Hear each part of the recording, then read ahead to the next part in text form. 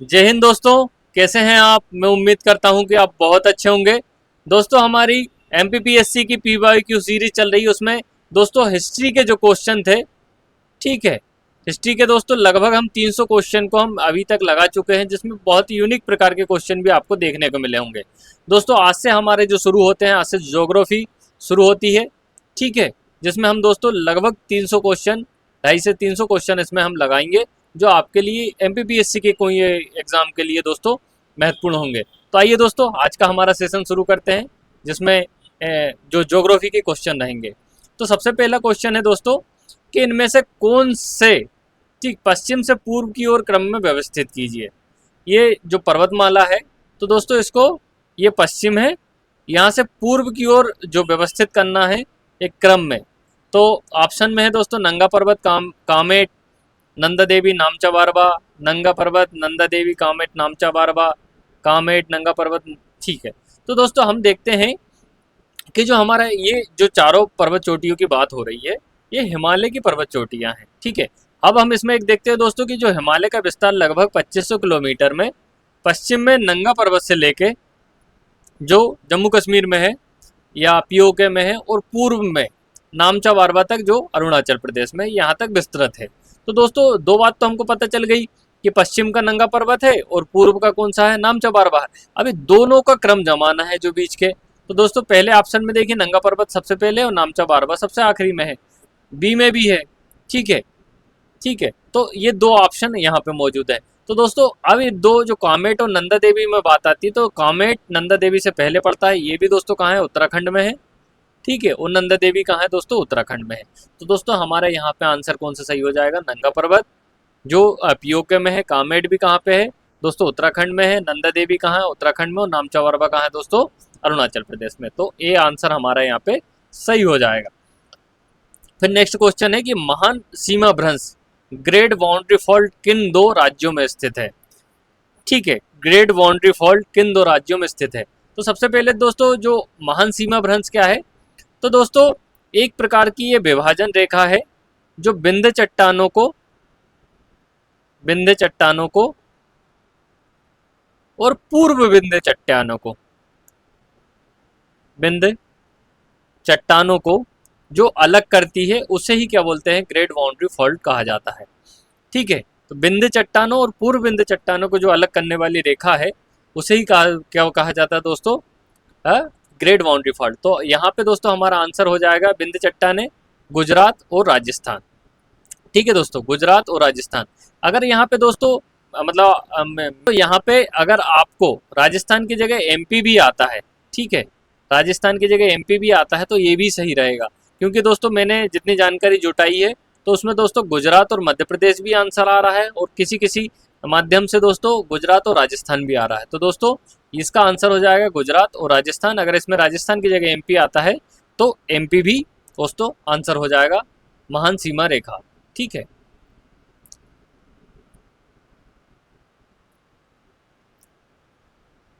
फिर next question आ जाता है दोस्तों, पंजाब में जाड़ों में वर्षा किससे होती है।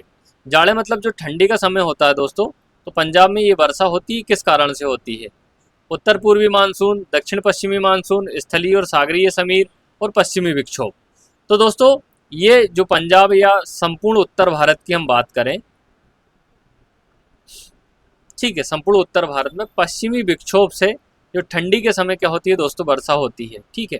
अब ये पश्चिमी विक्षोभ क्या है, तो दोस्तों ये पश्चिम में, भारत के पश्चिम में, ठीक है, यहाँ पे भूमध्य सागर है, यहाँ से अफगानिस्तान, पाकिस्तान, ठीक है, यहाँ पे होते हुए उत्तर भारत में हवाएं आती है, और ये भूमध्य सागर की जो ठंडी आर्द्रता भरी पवनें होती है, तो ये जब उत्तर भारत में पहुँचती है ठंड में, तो यहाँ पे दोस्तों वर्षा कराती है। तो या तो दोस्तों आपसे पश्चिम में पूछ लिया जाए, या उत्तर पश्चिम भारत में पूछ लिया जाए, या पंजाब हरियाणा का पूछ लिया जाए, तो दोस्तों पश्चिमी विक्षोभ के कारण ही यहाँ पे ठंडी में वर्षा होती है, ठीक है दोस्तों। तो उत्तर भारत भी अगर ऑप्शन आ गया, तो आप क्या लगाएंगे दोस्तों, पश्चिमी विक्षोभ। और जाड़ों के समय में उत्तर भारत में वर्षा होती है, तो इसका भी आंसर क्या हो जाएगा दोस्तों, पश्चिमी विक्षोभ। फिर नेक्स्ट क्वेश्चन है दोस्तों, निम्नलिखित में से कौन सी एक नदी भारतीय गंगा नदी बेसिन का हिस्सा नहीं है। मतलब जो गंगा नदी के जो बेसिन है, या उसमें जो प्रभावित होने वाली नदियां हैं, उसका हिस्सा नहीं है, ठीक है। तो यहाँ पे दोस्तों आंसर क्या हो जाएगा, पहले ऑप्शन देखते हैं, पुनपुन नदी, अजय नदी, जलांगी नदी और जोंक नदी। तो दोस्तों पुनपुन, अजय और जलांगी ये तीनों नदी तो गंगा बेसिन का हिस्सा है, पर जोंक नदी गंगा बेसिन का हिस्सा नहीं है, क्योंकि दोस्तों ये जोंक नदी है छत्तीसगढ़ प्लस उड़ीसा में प्रवाहित होती है जोंक नदी, और दोस्तों ये जो है महानदी में जाके मिल जाती है, महानदी में जाकर मिल जाती है। तो इस प्रकार से ये दक्षिण भारत में बहने वाली नदी है, जो महानदी की एक प्रकार से सहायक नदी। और जो पुनपुन नदी है दोस्तों, ये झारखंड में बहती है, जलांगी नदी पश्चिम बंगाल में बहती है, और अजय नदी भी दोस्तों पश्चिम बंगाल और जो बिहार वाले क्षेत्र में बहती है। तो यहाँ पे दोस्तों हमारा आंसर क्या हो जाएगा, जोंक नदी गंगा बेसिन का हिस्सा नहीं है, जबकि महानदी बेसिन का हिस्सा है। फिर इसके बाद दोस्तों नेक्स्ट क्वेश्चन आता है हमारा, भारत तथा एशिया की पहली, ठीक है, भारत की भी और एशिया की भी पहली अधोभौमिक, ठीक है, जल विद्युत परियोजना किस राज्य में स्थित है? ठीक, अधोभौतिक संचय जल विद्युत परियोजना या संचय जल विद्युत परियोजना किस राज्य में? ऑप्शन है हिमाचल प्रदेश, ठीक है, मध्य प्रदेश, उत्तर प्रदेश और आंध्र प्रदेश। ठीक है दोस्तों, तो इसमें जो भारत और एशिया की पहली अधोभौमिक जल परियोजना है दोस्तों, वो है हिमाचल प्रदेश में। हिमाचल प्रदेश में दोस्तों इसका नाम है नाफ्था झकरी,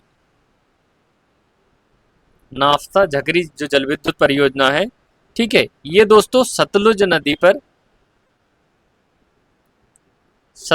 पर बनी है, और इसकी दोस्तों लगभग 1500 मेगावाट की ये भारत और दोस्तों एशिया की पहली जो अधोभौमिक जल विद्युत परियोजना। नाफ्था झकरी कहाँ है दोस्तों? हिमाचल प्रदेश में। ठीक है, तो हमारा आंसर क्या हो जाएगा, नाफ्था झकरी हिमाचल प्रदेश सतलुज नदी। फिर इसके बाद दोस्तों नेक्स्ट क्वेश्चन है हमारा कि भारत की पहली लहर, ठीक है, कि भारत की पहली लहर ऊर्जा परियोजना, या जहाँ पे समुद्र की लहरों से क्या हो रहा है दोस्तों, ऊर्जा बनाई जा रही है, ठीक है, किस स्थान पर स्थित है? लहर ऊर्जा परियोजना। ठीक है, शब्दों को गौर कीजिएगा दोस्तों ना, शब्द ही जो हमारे प्री में क्या ज़्यादा मायने रखते हैं, क्योंकि शब्दों से खेल बिगड़ जाता है कभी कभी हमारे आंसर का। तो पहली लहर ऊर्जा परियोजना, या जहाँ पे समुद्री लहरों से ऊर्जा का निर्माण हो रहा, तो दोस्तों ऑप्शन है कांडला गुजरात में है, बिजिनगम दोस्तों ये केरल में है, कारवार धारवाड़। तो दोस्तों यहाँ पे जो हमारा आंसर हो जाएगा बिझिंजाम। ठीक है, ये बिझिंजाम दोस्तों केरल में स्थित है, केरल में स्थित है, जहाँ पे समुद्री तरंगों के माध्यम से क्या हो रहा है, ऊर्जा बनाई जा रही है। ठीक है, बिझिंजाम याद रखिएगा दोस्तों, कभी भी हमारे ये प्री में पूछ सकते हैं कि लहर ऊर्जा परियोजना भारत की पहली कौन सी, तो कौन सी है, बिझिंजाम, और कहाँ पे है दोस्तों, केरला में स्थित है। फिर नेक्स्ट क्वेश्चन है दोस्तों कि निम्नलिखित में से कौन सा कथन गलत है? देखिएगा दोस्तों कि जब भी आप प्री या कोई भी एग्जाम आप अगर बैठते हैं उसमें, तो एक शब्द पे विशेष गौर कीजिएगा, या कि जो आप क्वेश्चन पढ़ रहे हैं उसके लास्ट में जरूर गौर कीजिएगा, क्योंकि लास्ट में दोस्तों कभी कभी क्या रहता है कि हमारा माइंडसेट सही पूछने पे टारगेट रहता है कि ये पूछा गया है, लेकिन कभी कभी क्या उसमें अंत में गलत देते थे, उससे दिक्कत हो जाती है, और हम क्या बोलते हैं, अरे यार सही तो लगाया था, दिक्कत हो गई, मतलब गलत हो गया, मैं अंत में ध्यान ही नहीं दे पाया। तो इस प्रकार का क्या हो, जब बाहर आके आप खुद को गिल्टी महसूस ना करें या एक प्रकार का पछतावा ना कर रखें, तो इसलिए दोस्तों अंत में जरूर, और बीच में भी क्वेश्चन की कुछ बड़ी बातें लिखी होती है, तो बीच में और अंत में दोस्तों जरूर आप गौर से ध्यान दें क्वेश्चन के, है ना। तो यहाँ पे देखिएगा गलत कौन सा कथन है। तो पहला क्वेश्चन है दोस्तों, या पहला ऑप्शन है अन्नामलाई की पहाड़ी की अवस्थिति नीलगिरी पहाड़ी के दक्षिण में, ये सही है बिल्कुल दोस्तों। दक्षिण भारत की सबसे ऊंची चोटी है अन्नाईमलाई की, ठीक, अन्नामलाई पहाड़ी पर अन्नाईमुड्डी, जिसकी कितनी 2695 मीटर इसकी ऊंचाई। ठीक है, फिर दोस्तों पर्यटन स्थल ऊटी अन्नामलाई की पहाड़ी पर, ये दोस्तों जो ऊटी है दक्षिण भारत का, ये अन्नामलाई की पहाड़ी पर नहीं है बल्कि नीलगिरी की पहाड़ी पर है। ठीक है, नीलगिरी की पहाड़ी पर है, जो दोस्तों तमिलनाडु में है, एक प्रकार का हिल स्टेशन है, जैसे हम मध्य प्रदेश की बात करते हैं, पचमढ़ी हमारा हिल स्टेशन है, और तो जो ऊटी कहाँ है, नीलगिरी की पहाड़ी पे तमिलनाडु में है। तो ये दोस्तों क्या हो जाएगा, ये क्वेश्चन हमारा गलत हो जाएगा। और चौथा सही कौन सा है, कोडाकनाई पालनी पहाड़ी के स्तरित पे। तो दोस्तों जो ऊटी है अन्नामलाई की पहाड़ी पे स्थित ना होके नीलगिरी की पहाड़ी पे स्थित है। ये हमारा जो ऑप्शन सही हो जाएगा दोस्तों। फिर नेक्स्ट क्वेश्चन आ जाएगा दोस्तों हमारा कि गुजरात में रेवा कांठा, ठीक है, कि गुजरात में रेवा कांठा खान से कौन सा पत्थर निकाला जाता है। ठीक है दोस्तों, रेवा कांठा, ठीक है, रेवा नदी से आप नर्मदा तक जोड़ ही लीजिएगा। ठीक, माँ नर्मदा का नाम रेवा के नाम से भी हम दोस्तों कहते हैं। तो यहाँ जो रेवा कांठा से कौन सा पत्थर निकाला जाता, लाल, काला, सफ़ेद और इनमें से कोई नहीं। तो दोस्तों रेवा कांठा जो गुजरात का है वहाँ से काला पत्थर निकाला जाता है, ये काला संगमरमर निकाला जाता है। ठीक है, सफ़ेद संगमरमर की बात आती है दोस्तों, हम भेड़ाघाट की बात करते हैं, ठीक, जबलपुर में है। फिर जो लाल पत्थर है दोस्तों राजस्थान के धौलपुर में, ठीक, राजस्थान के धौलपुर से प्राप्त किया जाता है। तो लाल पत्थर राजस्थान के धौलपुर, काला संगमरमर है दोस्तों वो रेवा कांठा गुजरात से, और सफ़ेद संगमरमर भेड़ाघाट नर्मदा नदी के किनारे से दोस्तों। फिर नेक्स्ट क्वेश्चन आ जाएगा दोस्तों काई का लूट, ठीक है, जो काई का लूर खनिज तेल किस नदी घाटी में स्थित है। ठीक है, काई का लूर खनिज तेल क्षेत्र किस नदी घाटी में स्थित है। ठीक है, तो ऑप्शन है कृष्णा गोदावरी, नर्मदा ताप्ती, गंगा ब्रह्मपुत्र और कावेरी और उतावली। तो दोस्तों जो काई का लूर खनिज तेल क्षेत्र है कृष्णा गोदावरी की घाटी में स्थित है, और ये दोस्तों कहाँ पे है, ये है अपने आंध्र प्रदेश में। ठीक है, आंध्र प्रदेश में स्थित है। अब दोस्तों गंगा ब्रह्मपुत्र की बात देखें तो डिगबोई, ठीक, इसके बाद दोस्तों नहरकटिया, खोरघाट, ये दोस्तों कहाँ पे है, गंगा ब्रह्मपुत्र घाटी में। जो असम वाले जो तेल क्षेत्र है दोस्तों ये किसमें, गंगा ब्रह्मपुत्र की घाटी में आते हैं। और कृष्णा गोदावरी में कौन सा है, काईकालूर, आंध्र प्रदेश। फिर नेक्स्ट देखिएगा क्वेश्चन दोस्तों, ठीक है, कि ग्रेट दक्कन रोड, ठीक है, ये जीटी रोड नहीं है दोस्तों, है ना, ग्रेट दक्कन रोड कहाँ से कहाँ तक जाती है। ग्रेट दक्कन रोड कहाँ से कहाँ तक जाती है दोस्तों, एक इम्पोर्टेंट क्वेश्चन है। ठीक है दोस्तों, इसकी लंबाई मुझे मिली नहीं, मैं इसकी लंबाई काफ़ी ढूंढ रहा था तो वो मिली नहीं। तो इसका आंसर देख लेते हैं दोस्तों हम, तो सिर्फ कि वाराणसी से कन्याकुमारी तक ग्रेट दक्कन रोड जाता है। ठीक है, ग्रेट दक्कन रोड जाता है वाराणसी से लेके कन्याकुमारी तक। ठीक है दोस्तों,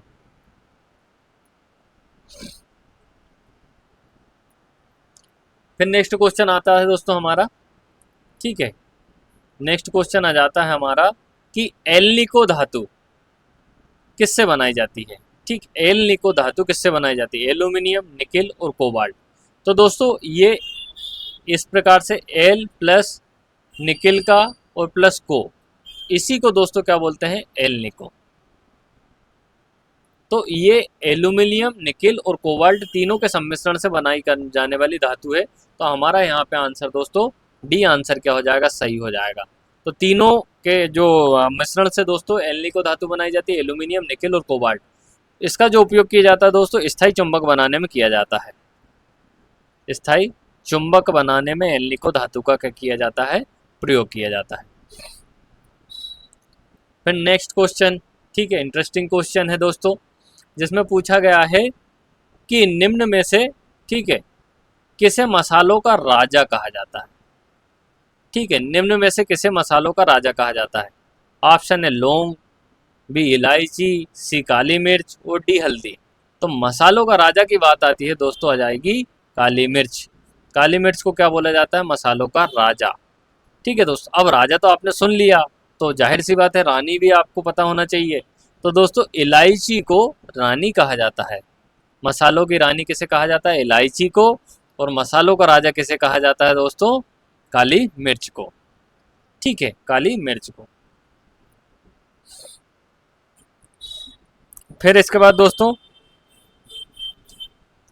पनियान, ठीक है, दो जनजातियों के बारे में है दोस्तों, कि पनियान और इरुला जनजाति किस राज्य में निवास करती है।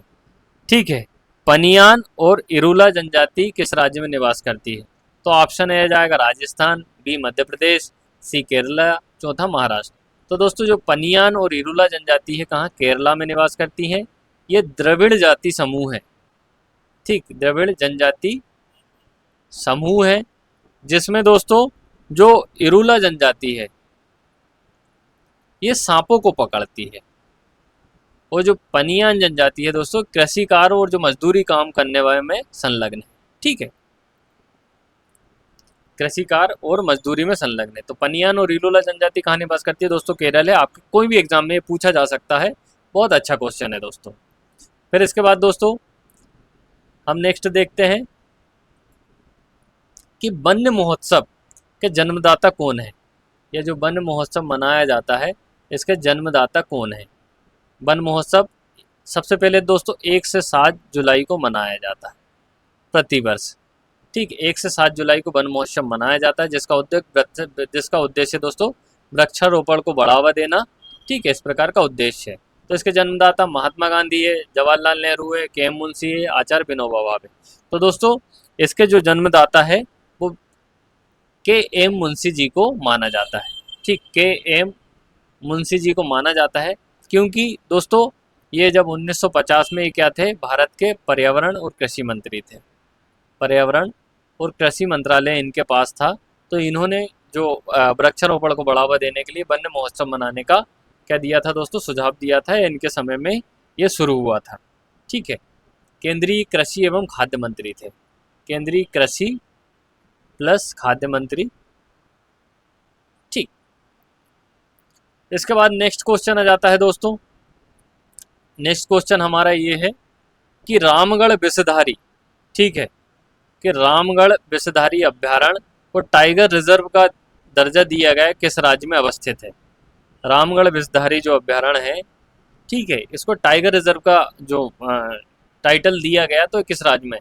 ऑप्शन है दोस्तों गुजरात, ठीक, राजस्थान, महाराष्ट्र, छत्तीसगढ़। तो दोस्तों ये रामगढ़ विषधारी 52वां क्या था, टाइगर रिजर्व था, ठीक है, ये कहाँ है, राजस्थान में, ठीक है दोस्तों, कहाँ है, रामगढ़ विषधारी राजस्थान में। इतना ही याद रखिएगा अभी इसको, है ना। फिर नेक्स्ट क्वेश्चन आ जाता है दोस्तों हमारा कि निम्नलिखित अभ्यारण्य राष्ट्रीय उद्यानों को सम्मिलित नहीं है। ये देखिएगा दोस्तों, नहीं है, आप लास्ट में आ गया, तो राष्ट्रीय उद्यान और अभ्यारण्य में कौन सम्मिलित नहीं है, ठीक है। तो तमोर पिंगला छत्तीसगढ़, ये सही है। पीलीभीत उत्तर प्रदेश, ये भी सही है, पीलीभीत क्षेत्र। डांडेली कर्नाटक, ये भी सही है। तडोबा आंध्र प्रदेश, ये गलत है दोस्तों, क्योंकि जो तडोबा है दोस्तों वो कहाँ है, महाराष्ट्र में। तडोबा कहाँ है, महाराष्ट्र के चंद्रपुर डिस्ट्रिक्ट में है, ठीक है, महाराष्ट्र के चंद्रपुर डिस्ट्रिक्ट में तडोबा अंधेरी के नाम से भी इसको जाना जाता है। तो तडोबा अंधेरी कहाँ है दोस्तों, महाराष्ट्र में है, ना कि आंध्र प्रदेश में है। फिर इसके बाद दोस्तों नेक्स्ट क्वेश्चन है हमारा कि रायमोना, ठीक है, रायमोना नेशनल पार्क अवस्थित है, रायमोना नेशनल पार्क अवस्थित है। ऑप्शन में है अरुणाचल प्रदेश, बी असम, सी मिजोरम, डी मणिपुर, ठीक है। पहला क्या है दोस्तों कि अरुणाचल प्रदेश, बी असम है, ठीक है, सी मिजोरम है, चौथा है मणिपुर। तो दोस्तों चारों ऑप्शन क्या है, पूर्वोत्तर भारत के है, इनमें से हमको एक क्लिक करना है। तो दोस्तों इसका जो आंसर हो जाएगा असम हो जाएगा। रायमोना कहाँ है दोस्तों, रायमोना असम। असम में और कौन कौन से हैं दोस्तों कि काजीरंगा है दोस्तों, एक सींग वाले गेंडे के लिए प्रसिद्ध है। फिर मानस है दोस्तों, मानस नदी के नाम पर। फिर नामेरी है दोस्तों। तो ये असम के दोस्तों आप विशेषकर यहाँ पे 4-5 जो राष्ट्रीय उद्यान है उनके बारे में आप जरूर याद करने का प्रयास कीजिएगा, ठीक है दोस्तों। फिर नेक्स्ट क्वेश्चन है, ठीक है, बहुत अच्छा क्वेश्चन है दोस्तों ये भी।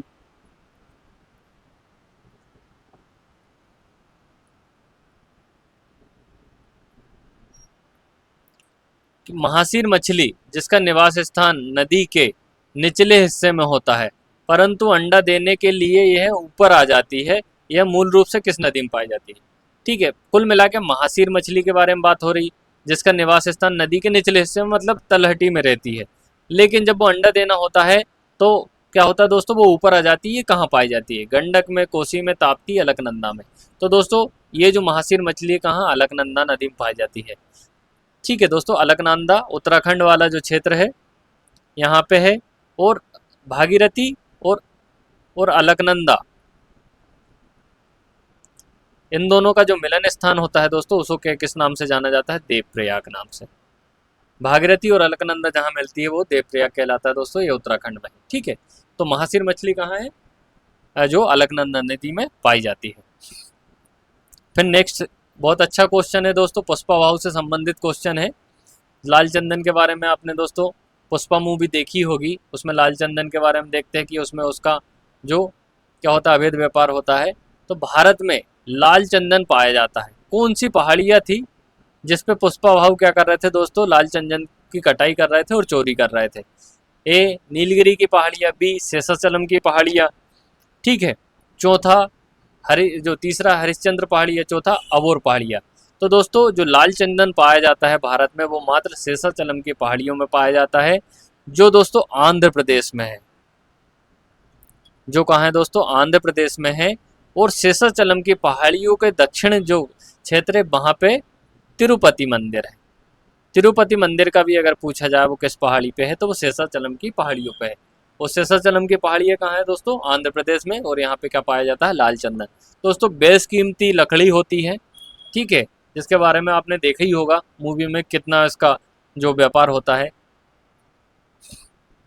फिर इसके बाद दोस्तों नेक्स्ट हमारा क्वेश्चन है कि भारत, ठीक है, कि भारत की झींगा राजधानी, झींगा एक प्रकार का जो मतलब समुद्री जीव होता है दोस्तों, या मछली टाइप का होता है, कि उसकी राजधानी किसे कहा जाता है? झींगा राजधानी चेन्नई, मछलीपट्टनम, नागपट्टनम, नेल्लोर। तो दोस्तों भारत की जो झींगा राजधानी के नाम पे नेल्लोर को जाना जाता है। नेल्लोर जो है दोस्तों वो कहाँ पे है? आंध्र प्रदेश में। आंध्र प्रदेश में काफ़ी ज़्यादा जो नेल्लोर में दोस्तों झींगे का जो आर्थिक आधार पर उत्पादन होता है, इसलिए उसे झींगा राजधानी के नाम से हम जानते हैं। इसके बाद दोस्तों नेक्स्ट क्वेश्चन जलोढ़ मिट्टी से है, जिसमें हमारा क्वेश्चन है दोस्तों, कौन सा कथन जलोढ़ मिट्टी के बारे में गलत है? ठीक है दोस्तों, यहाँ पे गलत कह दिया, जलोढ़ मिट्टी के बारे में गलत है। इस मिट्टी में पोटास की बहुलता होती है, तो सही है। ठीक है, इसमें नाइट्रोजन और ह्यूमस की कमी होती है, ये भी सही है। ये नदियों द्वारा लाई गई मिट्टी होती है, ये भी सही है। जलोढ़ मिट्टी की उर्वरता कम होती है, ये दोस्तों गलत है।